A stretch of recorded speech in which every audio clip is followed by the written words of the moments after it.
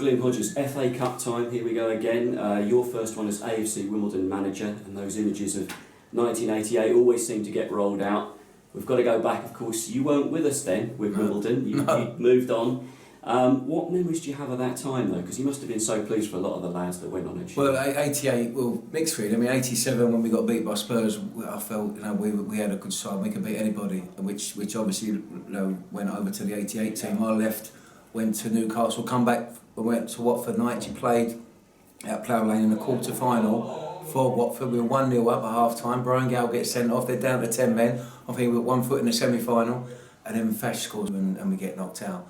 And then after that, obviously, they'd Luton in the semis and followed them, and me and Mark Morris made the trip. We got on the tube and went to the final and had a great day. Yeah, brilliant day.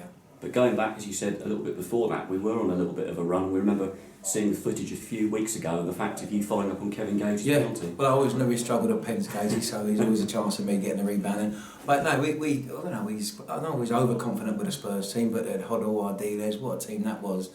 But we didn't perform on the day, and that was an opportunity missed there really. But they took the chance like the year before. Unfortunately, I wasn't there, but obviously pleased with the boys. And I think Corky had his testimonial the Monday night after the Saturday, so I played in that as a guest, and they took the mickey out of me that night, and I won't forget that either. But we've also got to say as well, your first team coach, Vaughan Ryan, he could have been on the bench that day against Liverpool, couldn't he? He had an unfortunate injury just before that. Yeah, no, he was right in the mix, wasn't he? I think it was Laurie Cunningham made the bench, was it last year? So I mean, there was all. I think Trace was there. There was a lot. There was boys who come through the ranks who I played with, so it made it all more special. And I know Goldie and Don Howe were different, but the kit man Sid. I saw Joe Dillon at the weekend, and it was brilliant, a brilliant occasion, and great for everybody, including the fans. It was wonderful.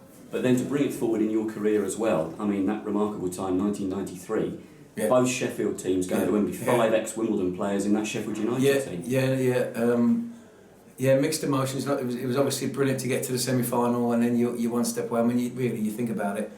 If you win that and you win the cup, you've got a chance of going to Wembley twice in the Charity Shield. So we know what it was about, but it was my one and only chance to play at Wembley. So I take it. I didn't think I was ever going to get there, and to play with in the Twin Towers, in front of the Twin Towers, was magnificent. Although the result obviously went against us. Didn't quite come off Roland Cork's enormous beard. No, he scored, didn't he? He scored. He did. He scored. Yeah, well, you saw I run around carrying that thing on your throat. Yeah.